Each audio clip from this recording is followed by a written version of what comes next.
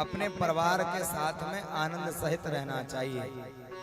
परिवार में यदि हम एक दूसरे को देख करके यदि ईर्ष्या करते हैं, छल करते हैं, जलन करते हैं, तो उस परिवार में आनंद प्राप्त या परमात्मा वास नहीं करते हैं महाराज। जहाँ सुमित तहाँ संपत नाना, जहाँ कुमित तहाँ विपत निधाना।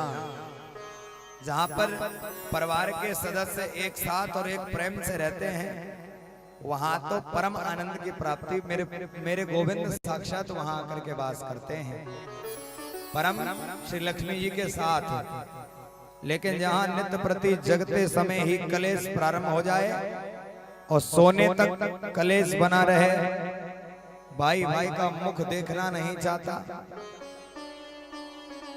आपस में दो बहन हैं, यहाँ आकर के दो रानी जिठानी बनी, एक ही मैया के गर्भ से प्रकट हुई और एक साथ ही विवाह इनका हुआ, एक साथ बचपन में खेली कूदी बड़ी हुई, एक जैसे जिनके विचार हैं। लेकिन समय आने पर समय का बदलाव ऐसा हो जाता है प्यारे भगवत गणों कि वो भी एक दूसरे का मुख देखना नहीं चाहते।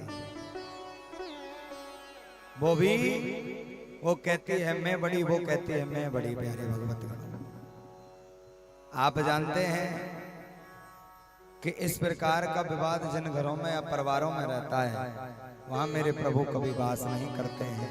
वह विपत्तियों का समाधान कभी हो ही नहीं सकता प्यारे भगवत गणों। वहां तो एक विपत्ति जाएगी नहीं तो दूसरी निश्चित तौर से आएगी, दूसरी जाएगी नहीं तो तीसरी आएगी। वहां जीवन पर्यंत विपत्तियों का निवारण करते फिरेंगे महाराज। जहां पर प्रेम नहीं है वहां विपत्ति है, और जहां प्रेम है वहां पर प्यारे भगवतगण जहां तो संपत्ति के भंडार भरे हैं। आपको पता है असली संपत्ति क्या है?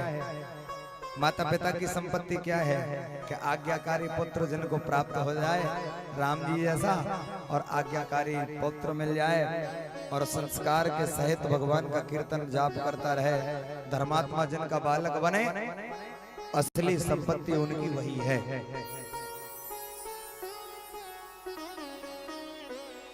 आपने खूब जीवन भर धन कमाया, इकट्ठा किया, लेकिन आपके बालक जो है, आपकी संतान जो है कुमार्ग पर चलती है, तो भगवत गणों आपने जीवन में कुछ नहीं कमाया है। आपने केवल मिट्टी का ढेर लगाया है जो एक दिन मिट्टी में ही मिल जाएगा, वो कभी काम आएगा ही नहीं। और एक बात तो मैं हमारी माताओं से भी निवेदन करना चाहूंगा कि भैयाओ, ये जो नफरत का बीज हमारे मन में हमने बो रखा है, ये बीज नफरत का कभी भी बालकों में नहीं बोना चाहिए। बालकों में कैसे नहीं बोना चाहिए? आज जैसे बहन बहन है या भाई भाई है, आपस में बात नहीं करते, एक दूसरे के आते जाते नहीं है, कोई बात नहीं है, लेकिन बालकों में ये नफरत के बीज कभी भरने नहीं चाहिए। बालक यदि चाचा के यहाँ, ताऊ के यहाँ खेलवे जाएं, बच्चों माताएं अरे वहां मत जाना, उनसे बात नहीं करते, उन्होंने हमारे साथ ऐसा किया है, उन्होंने हमारे साथ ये किया है, उन्होंने हमको दिया ही क्या है, ये तो हमारे शत्रु हैं। भैयाओ, पूरा जीवन तो हमारा लड़ते लड़ते बीत जा रहा है, हम क्यों आगे चल के महाराज उनको लिए कांटे बोए?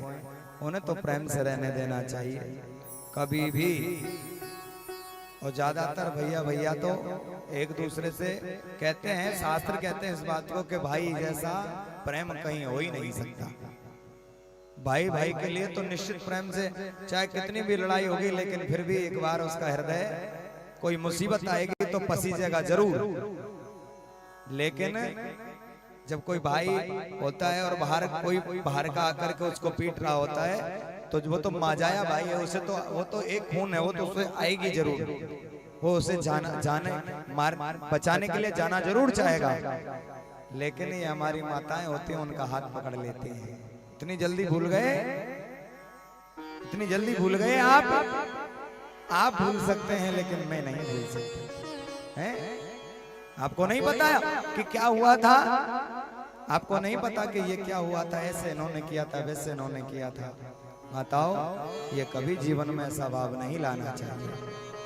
जहां प्रेम है जिस परिवार में, वहां पर मेरे गोविंद आकर के वास करते हैं।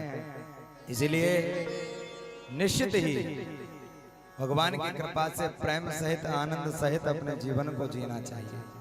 जिस प्रकार मेरे प्रभु द्वारकाधीश आज समस्त इन पावन परिवार के साथ में मेरे प्रभु बाबा भी बन गए, लेकिन आनंद सहित मेरे परिवार अपने परिवार का पालन मेरे प्रभु कर रहे हैं।